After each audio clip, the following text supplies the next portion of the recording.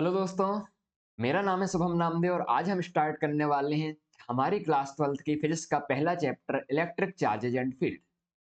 तो इस चैप्टर के जितने कॉन्सेप्ट हैं, जितनी थ्योरी है, जितनी डेरिवेशन है, जितने प्रीवियस ईयर के क्वेश्चंस हैं, सभी हम वन बाय वन कंप्लीट करेंगे। और लास्ट तक इस सीरीज में बनी रहिए। हमारी क्लास 12th की पूरी फिजिक्स और जितने भी आपके डाउट्स होंगे सब इस सीरीज को देखने के बाद क्लियर हो जाएंगे। ठीक है, तो चलिए इस चैप्टर को स्टार्ट करते हैं। तो पहली चीज आती है हमारी इलेक्ट्रोस्टैटिक्स। तो भाई इलेक्ट्रोस्टैटिक्स होती क्या है, थोड़ा सा समझते हैं।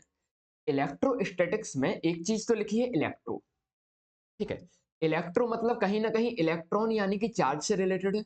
और दूसरी चीज लिखी है स्टैटिक्स। स्टैटिक्स मतलब रेस्ट होता है। तो ऐसी फिजिक्स की फील्ड जहां पर चार्जेज जब रेस्ट में होते हैं तो उसके इफेक्ट को हम पढ़ते हैं, उसको हम इलेक्ट्रोस्टैटिक्स बोलते हैं। ठीक है, तो कौन कौन से इफेक्ट आ जाएंगे? जैसे कि हमारा आ जाएगा इलेक्ट्रिक फील्ड। ये चार्ज रेस्ट पर होता है तो इलेक्ट्रिक फील्ड क्रिएट करता है। ठीक है, और इलेक्ट्रिक पोटेंशियल, जब चार्ज रेस्ट पर होता है तो उसके कारण कुछ पोटेंशियल होता है। ठीक है, कुछ क्या लगता है, जब चार्ज रेस्ट पर होता है तो कुछ इलेक्ट्रिक फोर्स लगता है। तो जब चार्ज रेस्ट पर आता है तो कौन कौन से इफेक्ट होते हैं उनको हम हमारी इलेक्ट्रोस्टैटिक्स में डील करते हैं। ठीक है, कुछ कुछ समझ में आया? देखो, तीन चीजें होती हैं जब चार्ज रेस्ट में होता है। तो ये तीन चीजें मतलब electric field, electric potential, electric field. जब चार्ज चलने लगता है, चार्ज चलने से क्या आता है, करंट आता है। तो उसमें हम फिर करंट के बारे में पढ़ते हैं जो हमारा थर्ड चैप्टर है।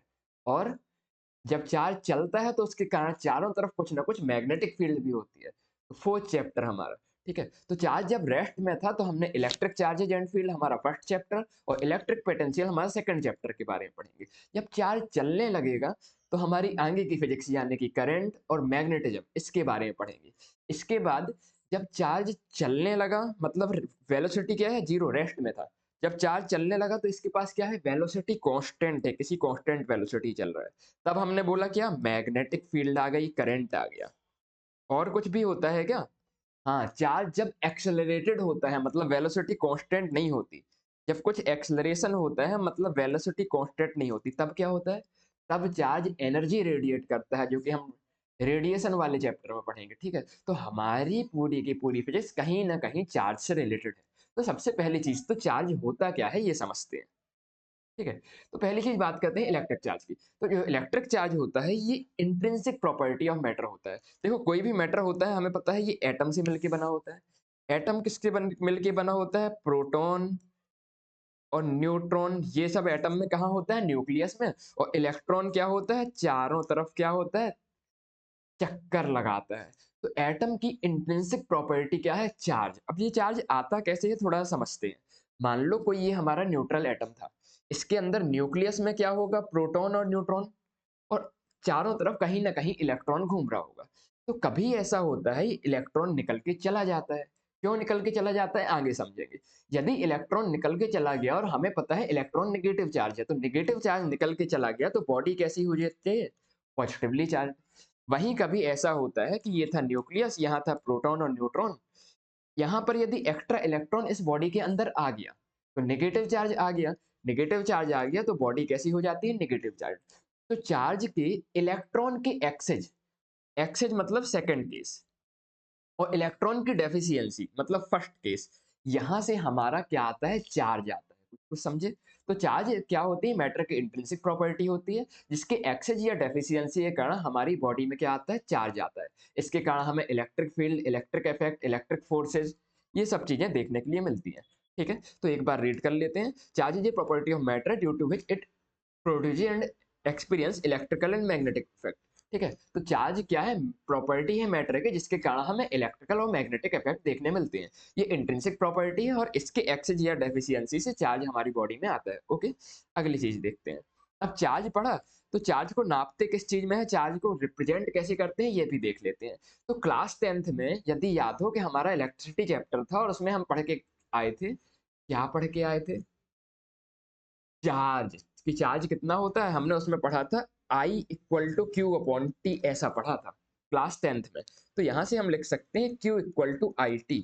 ये Q क्या होता है, Q से हम क्या रिप्रेजेंट करते हैं, चार्ज को रिप्रेजेंट करते हैं। तो चार्ज को किस सिंबल से रिप्रेजेंट करते हैं, क्यू से। और Q equal to I T, तो आई की यूनिट क्या होती है हमारी, एम्पियर, करंट की यूनिट एम्पियर, और टाइम की यूनिट सेकंड। ठीक है, तो चार्ज की हमारी यूनिट जो बन जाती है, ये क्या बन जाती है, एम्पियर इंटू सेकंड। इसी को हम कूलाम भी बोलते हैं। तो चार्ज की एसआई यूनिट एम्पियर सेकंड या कूलाम होती है, याद रहेगी पहली चीज। फिर दूसरी चीज आती है सीजीएस यूनिट की।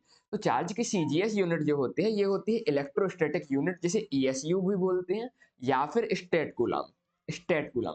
तो चार्ज की एसआई यूनिट होगी एम्पियर सेकंड या कूलाम। चार्ज की सीजीएस यूनिट हो गई क्या, स्टेट कूलाम या फिर ईएसयू। अब याद रखना है ये रिलेशन कि एक कूलाम कितने स्टेट कूलाम के बराबर होता है। तो एक कूलाम जो होता है हमारा, ये 3 × 10⁹ स्टेट कूलाम के बराबर होता है। एक कूलाम 3 × 10⁹ स्टेट कूलाम के बराबर होता है, या फिर 3 × 10⁹ ईएसयू ऑफ चार्ज के बराबर होता है। अब देखो, इसके ऊपर एक बार पीवाईक्यू में क्वेश्चन आ चुका है। क्या क्वेश्चन आया है, पीवाईक्यू में पूछा था कि एक स्टेट कूलाम कितने कूलाम चार्ज के बराबर होता है। ठीक है, तो हमने अभी पढ़ा, क्या पढ़ा हमने, कि एक कूलाम्ब 3 × 10⁹ स्टेट कूलाम्ब के बराबर होता है। ठीक है, ये यदि हमें रिलेशन याद है, तो इससे हम निकाल सकते हैं एक स्टेट कूलाम्ब में कितने कूलाम्ब होंगे। तो देखो, इस साइड यदि कोई चीज मल्टीप्लाई में है, तो दूसरी साइड जाएगी कि डिवाइड में हो जाएगी। तो यहाँ पर आएगा 1 × 3 × 10⁹ coulomb equal to 1 stat coulomb. तो 1 स्टेट कूलाम्ब की जो वैल्यू आ गई, ये कितना आ गई, 1/3 × 10⁹ कूलाम्ब। ठीक है, तो ये हो गई हमारा सीजीएस यूनिट के बारे में। इलेक्ट्रोमैग्नेटिक यूनिट की यदि बात करें, तो इलेक्ट्रोमैग्नेटिक यूनिट, जिसको एब्सोल्यूट कूलाम भी बोलते हैं, तो रिलेशन याद रखना है कि एक coulomb 1/10 of x absolute coulomb के बराबर होता है। ये ए बी मतलब क्या है, एब्सोल्यूट। ठीक है, तो एक कूलाम 1/10 ऑफ एब्सोल्यूट कूलाम के बराबर होता है, जिसको 1/10 ऑफ ईएमयू ऑफ चार्ज भी बोलते हैं। ठीक है, इसके अलावा प्रैक्टिकल यूनिट की यदि बात करें, तो प्रैक्टिकल यूनिट में हमारी आती है पहली एम्पियर आवर। ये कैसे बनी, हमने फॉर्मूला लिखा था Q equal to I T. Time को क्या लिख दिया, टाइम को, वो करंट की यूनिट तो एम्पियर है, ये पता है। यदि टाइम हम किस में डालेंगे, आवर में डालेंगे, तो एक आवर में कितने सेकंड होते हैं, 3600, 3600।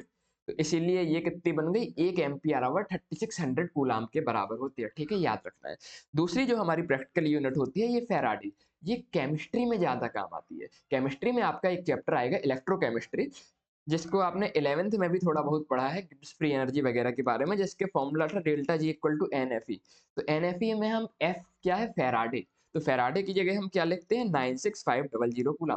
तो एक फैराडे में कितना चार्ज होता है, याद रखना है, कितना, 96500 कूलम। एक्चुअली थोड़ा सा कम होता है, पर हमारी कैलकुलेशन को इजी करने के लिए हम 96500 कूलम मानते हैं। ठीक है, तो चार्ज को रिप्रेजेंट करते हैं क्यू से, और इसकी चार तरह की यूनिट हमने देख ली। पहली एसआई यूनिट, एसआई यूनिट क्या कह लिए लाया, एम्पियर यूनिट पर सेकंड या फिर कूलाम। दूसरी सीजीएस यूनिट, इसमें इंपॉर्टेंट है स्टेट कूलाम। एक coulomb equal to 3 × 10⁹ stat coulomb होता है, याद रखना है। तीसरी इलेक्ट्रोमैग्नेटिक यूनिट, जिसको एब्सोल्यूट कूलाम भी बोलते हैं। एक कूलाम 1/10 ऑफ एब्सोल्यूट कूलाम के बराबर होता है। प्रैक्टिकल यूनिट में दो यूनिट देखी हमने, पहली फैराडे, एक फैराडे 96500 कूलाम के बराबर होता है, या फिर एम्पियर आवर 3600 कूलाम के बराबर होती है। तो ये पहले हमने समझा चार्ज आया कहाँ से, फिर चार्ज को रिप्रेजेंट कैसे करते हैं, और चार्ज को नापते कैसे हैं। अब चार्ज की क्या प्रॉपर्टीज होती है, ये थोड़ा सा देखते हैं। ठीक है, तो भाई चार्ज की प्रॉपर्टीज क्या क्या होती है, देखो यहाँ पर लिखी है कुछ प्रॉपर्टीज ऑफ चार्ज, इसको थोड़ा थोड़ा सा समझते हैं। एक्चुअली ये बहुत ही बेसिक चीजें लगेंगी, पर इनसे क्वेश्चन कैसे बन जाते हैं और क्या लॉजिक होता है इनके पीछे, ये हमें थोड़ा सा 10th में समझना पड़ेगा। ठीक है, तो पहली चीज तो लिखा है चार्ज इज स्केलर क्वांटिटी। तो देखो, कोई भी फिजिकल क्वांटिटी यदि होती है, तो आपको पता होगा, क्लास 9 से अब तो आपको देखने हो गए, या तो ये स्केलर होती है या वेक्टर होती है। दो तरह की फिजिकल क्वांटिटी होती है। स्केलर किसे बोलते हैं, जिसमें केवल मैग्नीट्यूड होता है, और वेक्टर किसे बोलते हैं, जिसमें मैग्नीट्यूड और डायरेक्शन दोनों होता है। तो चार्ज इन दोनों में से कैसी क्वांटिटी है हमारी, चार्ज है हमारी स्केलर क्वांटिटी, क्योंकि इसमें केवल मैग्नीट्यूड होता है, इसकी कोई डायरेक्शन नहीं होती है। ठीक है, चार्ज का सीधा एडिशन सब्ट्रैक्शन डायरेक्टली हो जाता है, ये वेक्टर लॉ ऑफ एडिशन को फॉलो नहीं करता। जो भी चीज वेक्टर लॉ ऑफ एडिशन को फॉलो नहीं करती, हम बोलेंगे ये क्या होती है, स्केलर होती है, ठीक है। तो चार्ज का पहली चीज क्या याद रखना है, ये स्केलर क्वांटिटी होती है। दूसरी चीज प्रॉपर्टी क्या लिखी है, चार्ज ट्रांसफरेबल होता है। ट्रांसफरेबल होता है मतलब एक बॉडी से दूसरी बॉडी में जा सकता है। अभी हमने देखा था एक न्यूट्रल बॉडी थी, इससे यदि इलेक्ट्रॉन निकल जाता है तो बॉडी हो जाती है पॉजिटिव चार्ज। वहीं किसी न्यूट्रल बॉडी में इलेक्ट्रॉन आ जाता है तो बॉडी क्या हो जाती है, निगेटिवली चार्ज। तो इलेक्ट्रॉन यदि निकल गया तो पॉजिटिवली चार्ज, इलेक्ट्रॉन यदि आ गया तो पॉजिटिवली चार्ज। तो इसका मतलब हमें याद क्या रखना है, इलेक्ट्रॉन का ट्रांसफर हो रहा है, मतलब चार्ज क्या हो सकता है, ट्रांसफर हो सकता है। तो ये हो गई हमारी दूसरी प्रॉपर्टी। तीसरी चीज, charge is always associated with mass. इसके लिए डेटा याद रखना बहुत इंपॉर्टेंट है, ठीक है। तो देखो लिखा है कि charge is always associated with mass, इसका मतलब क्या हुआ, मतलब चार्ज हमेशा मास के साथ क्या है, जुड़ा हुआ है। कैसे जुड़ा हुआ है, देखो भाई, पहले केस में हमने देखा चार्ज निकला था तो बॉडी हो गई थी पॉजिटिव चार्ज। अब यदि चार्ज निकला मतलब इलेक्ट्रॉन निकला, और इलेक्ट्रॉन निकल गया मतलब इलेक्ट्रॉन का कुछ मास था, उतना मास भी तो निकल गया। यदि वो मास निकल गया तो क्या होगा, बॉडी क्या हो जाएगी, थोड़ा सा उसका मास कम हो जाएगा। ऐसे ही यदि हमने सेकंड केस में देखा था इलेक्ट्रॉन आ गया तो बॉडी हो गई नेगेटिव चार्ज। तो यदि इलेक्ट्रॉन आ गया तो इलेक्ट्रॉन खाली तो नहीं आया, यदि इलेक्ट्रॉन आ गया तो उसका मास भी आया होगा, तो बॉडी क्या हो जाएगी, थोड़ा सा हैवी हो जाएगी, ठीक है। तो इसलिए हम बोलते हैं charge is always associated with mass. इसमें एक तो छोटा सा क्वेश्चन देखते हैं कि मान लो कोई बॉडी थी ए और कोई बॉडी थी बी, ठीक है। मान लो ए बॉडी से इलेक्ट्रॉन निकल के दूसरी बॉडी में चली गए, तो ये बताओ कि ए बॉडी में चार्ज कैसा होगा और मास का दोनों का कंपैरिजन क्या होगा। तो एक एक चीजें देखते हैं। देखो, यदि ए बॉडी से इलेक्ट्रॉन निकला तो ए बॉडी हो जाएगी हमारी पॉजिटिवली चार्ज, ठीक है। और बी बॉडी में इलेक्ट्रॉन गया तो बी बॉडी हो जाएगी हमारी नेगेटिवली चार्ज, इसमें कोई समस्या। दूसरी चीज, यदि ए बॉडी का से इलेक्ट्रॉन निकल गया तो मतलब इसका मास कम हो जाएगा क्योंकि इससे कुछ निकला है, और बी बॉडी में इलेक्ट्रॉन चला गया मतलब इसका मास बढ़ जाएगा, क्यों, क्योंकि इसके अंदर इलेक्ट्रॉन आ गया है। तो हम लिख सकते हैं कि जो ए बॉडी का मास है वो कम हो जाएगा और जो बी बॉडी का मास है वो ज्यादा हो जाएगा। अब कितना कम और कितना ज्यादा होता है इसके लिए हमें थोड़ा सा डेटा याद रखना पड़ता है। तो डेटा की यदि बात करें तो देखो, हम तीन तरह के फंडामेंटल पार्टिकल हमने देखे हैं। प्रोटॉन, पहला हमने प्रोटॉन। प्रोटॉन का नेचर कैसा होता है हमें पता है, प्रोटॉन कैसा होता है हमारा, पॉजिटिवली चार्ज होता है। तो प्रोटॉन का मास कितना होता है याद रखना है, प्रोटॉन का मास होता है 1.67 इंटू 10⁻27 kg। ओके, प्रोटॉन का चार्ज कितना होता है, प्रोटॉन का ये चार्ज होता है +1.6 इंटू 10⁻19 कूलम। एक्चुअली पूरी की पूरी फिजिक्स में पहले चैप्टर से लेके आखिरी चैप्टर तक इन डेटाज की न्यूमेरिकल में आवश्यकता पड़ेगी, इसलिए हम शुरुआत में याद कर लें वही ज्यादा अच्छा है, ठीक है। अभी से देखेंगे तो धीरे धीरे याद हो जाएगा, ठीक है। अगली बात करते हैं इलेक्ट्रॉन की। तो इलेक्ट्रॉन की बात करें तो इलेक्ट्रॉन का नेचर हमें पता होता है, इलेक्ट्रॉन कैसा चार्ज है हमारा, नेगेटिवली चार्ज। इलेक्ट्रॉन की यदि हम मास की बात करें तो इसका मास कितना होता है, अरे 1.67 नहीं होता है, कितना होता है, अरे पता है क्या कितना होता है, 9.1 इंटू 10⁻31 kg इतना होता है। और इलेक्ट्रॉन के चार्ज की यदि बात करें तो इलेक्ट्रॉन का चार्ज प्रोटॉन के चार्ज के बराबर होता है लेकिन माइनस में होता है। तो इलेक्ट्रॉन का चार्ज कितना हो गया, -1.6 इंटू 10⁻19 कूलम। ये क्या कहला गया, हमारा इलेक्ट्रॉन का चार्ज। एक तरह का पार्टिकल बच गया, कौन सा था हमारा, न्यूट्रॉन। तो न्यूट्रॉन की यदि हम बात करें तो न्यूट्रॉन का कैसा है हमारा, प्रोटॉन पॉजिटिव था, इलेक्ट्रॉन नेगेटिव था, न्यूट्रॉन कैसा है, न्यूट्रल। इसकी यदि मास की बात करें तो इसका मास लगभग प्रोटॉन के मास के बराबर ही होता है, ठीक है। इसके यदि चार्ज की बात करें तो इसका चार्ज कितना होता है, 0, ठीक है। कुछ कुछ समझ में आया। इसमें एक चीज को समझना बहुत इंपॉर्टेंट है, एक चीज को ये समझना इंपॉर्टेंट है कि यदि हम मास ऑफ प्रोटॉन और मास ऑफ इलेक्ट्रॉन को कंपेयर करें, देखो प्रोटॉन का मास कितना है, 10⁻⁻27, और इलेक्ट्रॉन का मास कितना है, 10⁻31 kg के ऑर्डर का। मतलब प्रोटॉन का मास इलेक्ट्रॉन के मास से बहुत ज्यादा, लगभग 10,000 गुना ज्यादा है। इस चीज को हम जब रदरफोर्ड का एक्सपेरिमेंट पढ़ेंगे एटम वाली चैप्टर में तब ये काम आएगा, ठीक है। वैसे तो हमने 9th क्लास में भी ये थोड़ा बहुत पढ़ा हुआ है, फिर से पढ़ेंगे, ठीक है। तो ये चीजें किसके बारे में हो गई कि हमारा चार्ज मास के साथ एसोसिएटेड होता है। अगली चीज है charge is quantized. Charge is quantized से मतलब क्या है? चार्ज इज क्वांटाइज्ड को मतलब थोड़ा सा आगे समझते हैं, इस पे थोड़ा सा न्यूमेरिकल वगैरह बन जाते हैं, ठीक है। अभी अपन अगले पॉइंट पे आते हैं। तो charge is conserved, charge is conserved का मतलब क्या है कि चार्ज इज कंजर्व्ड मतलब चार्ज जो होता है, यदि एक सिस्टम का बात किया जाए, पूरे सिस्टम में चार्ज पूरा कंजर्व्ड रहता है, मतलब चार्ज क्रिएट या डिस्ट्रॉय नहीं होता है, वो एक से दूसरे में ट्रांसफर हो जाता है, ठीक है। तो एग्जाम्पल के लिए यदि बात करें कि मान लो यहाँ पर कुछ चार्ज था +2 माइक्रोकूलम, ठीक है, और यहाँ पर कुछ चार्ज था -6 माइक्रोकूलम, और इन दोनों बॉडी को हमने आपस में टच कर दिया, और इन दोनों बॉडी को टच करने के बाद पहली बॉडी में चार्ज हो गया QA और प्लस दूसरी बॉडी में चार्ज आ गया QB। हमें नहीं पता कितना है, तो ये QA प्लस QB कितना होगा? तो जितना नेट चार्ज हमारे सिस्टम में पहले था, कितना था नेट चार्ज? 2 -6 = -4, ठीक है। तो बाद में अभी टच करने के बाद किसका कहाँ गया इससे हमें नहीं है अभी मतलब, लेकिन जो टोटल चार्ज होगा सिस्टम का अभी भी कितना होगा? यदि हम QA और QB को जोड़ देंगे तो कितना होगा? -4 कूलाम ही होगा, ठीक है। कुछ कुछ समझिएगा। तो चार्ज कंजर्व्ड होता है, ये एक से दूसरे में ट्रांसफर हो सकता है, एक से दूसरे में क्या हो सकता है? ट्रांसफर हो सकता है, पर टोटल सिस्टम ऑफ चार्ज क्या रहेगा? हमेशा कंजर्व्ड रहेगा। इस पे एक आध न्यूमेरिकल बन जाता है। तो न्यूमेरिकल यदि हम देखें कैसा कहलाएगा, मान लो एक पर चार्ज हमने लिया 2 और दूसरे पर चार्ज लिया माइनस चार्ज, ये दो अलग अलग बॉडी थी। इन दोनों बॉडीज को हमने जब टच किया तो चार्ज किसी से किसी में गया, और फाइनल चार्ज एक बॉडी में कितना आया? 3 आया। तो दूसरे बॉडी में कितना चार्ज होगा ये निकालो, ऐसे क्वेश्चन आ जाते हैं, ठीक है।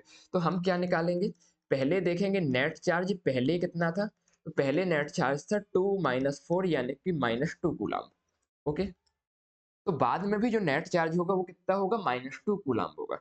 तो हम बोलेंगे 3 + Q नेट चार्ज -2 के बराबर होगा। तो Q की वैल्यू कितनी आ जाएगी? -2 -3 यानी कि -5 कूलम। तो इस पे चार्ज कितना आ गया? -5 कूलम। ऐसे क्वेश्चंस छोटे मोटे बन जाते हैं, ठीक है। तो चार्ज का रीडिस्ट्रीब्यूशन हो जाता है, लेकिन पूरे सिस्टम का चार्ज क्या रहता है? हमेशा कंजर्व्ड रहता है, याद रखना है। आगे चलते हैं। Charge is invariant. Charge is invariant ये कौन सी नई चीज है, थोड़ा सा बताओगे क्या? इस चीज को हम पढ़ ही क्यों रहे हैं? तो देखो, चार्ज इज इनवेरिएंट की यदि हम बात करें तो कहानी कुछ ऐसी है कि देखो, पहले कभी हमने 11th क्लास में मास के बारे में पढ़ा था। तो आइंस्टीन भाई साहब थे, उनने मास के बारे में बोला था, यदि मास की कुछ वेलोसिटी होती है, मतलब मास चलता है, जो किसकी कंपेयर स्पीड्स में चलता है? स्पीड ऑफ लाइट की कंपेरेबल वेलोसिटी से चलता है।